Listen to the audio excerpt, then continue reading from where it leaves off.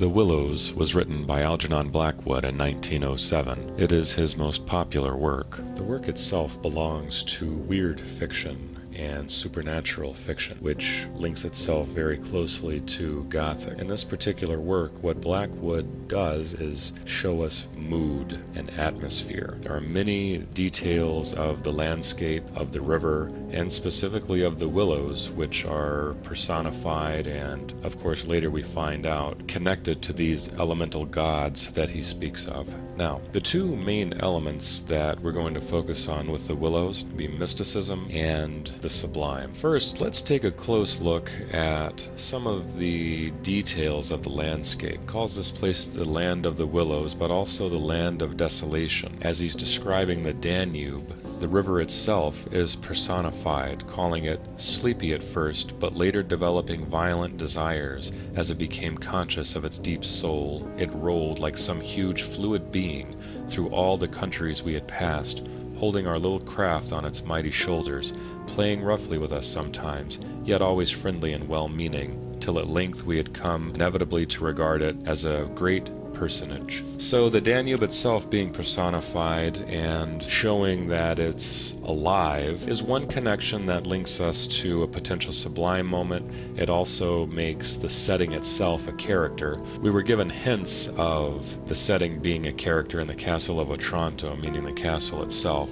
This is a bit different. It deals with nature. Later, the river itself is personified even more, so it's not so well-meaning. Later in the story, it says that the river looked dark and angry and gave them a curious feeling of disquietude and almost alarm. And of course, the river is rising. This is flood season. So in other words, emotions rising and things are getting violent and treacherous. Once our narrator and the Swede are on the island, we start finding elements of this idea of loneliness and of insignificance, which opens the door to the sublime. He says, though I was aware somehow that it had to do with my realization of our utter insignificance before this unrestrained power of the elements about me, the huge grown river had something to do with it too.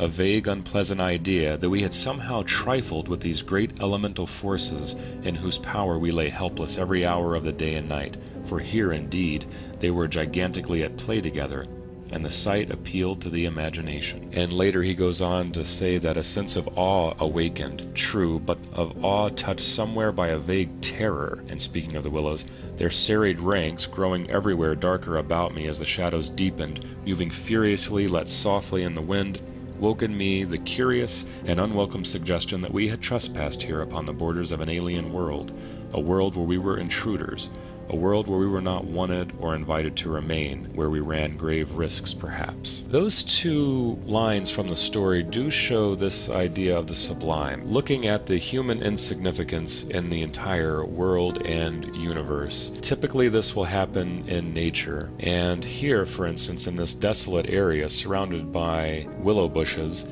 and also being surrounded in this case by this massive river that is again rising, we can sense that our narrator is having this feeling of, as Blackwood says, utter insignificance, and that actual feeling is one definition of the sublime. Later on in the story, when the narrator realizes that there are elemental forces actually at work, when the giant column of these strange bronze-like beings are going from floor to sky, there's another moment of awe there. That is similar to the idea of how the human being would respond to something supernatural. What kind of feeling and what kind of response does the human actually have to something that is outside of the natural realm? So let's take a look at some of these instances. First, the bronze-colored creatures. He says, they first became properly visible, these huge figures, just within the tops of the bushes, immense bronze-colored, moving and wholly independent of the swaying of the branches. I saw them plainly and noted now that I came to examine them more calmly, and that they were very much larger than human, and indeed that something in their appearance proclaimed them not to be human at all. I'm going to skip around here a bit. They rose upwards in a continuous stream from earth to sky, vanishing utterly as soon as they reached the dark of the sky. flame, rising up in a living column into the heavens. Their faces I never could see. Unceasingly they poured upwards, swaying in great bending curves, with a hue of dull bronze upon their skins. So his reaction is, I was possessed with a sense of awe and wonder such as I have never known. So again here we see that our narrator is having yet another sublime moment, saying, I seem to be gazing at the personified elemental forces of this haunted and primeval region. Our intrusion had stirred the powers of the place into activity, and so on. And then finally, he says, yet the figure still rose from earth to heaven, silent, majestically, in a great spiral of grace and strength that overwhelmed me at length with a genuine deep emotion of worship. I felt that I must fall down and worship, absolutely worship. So again, this almost unexplainable feeling of awe, and typically when associated with Gothic, it's with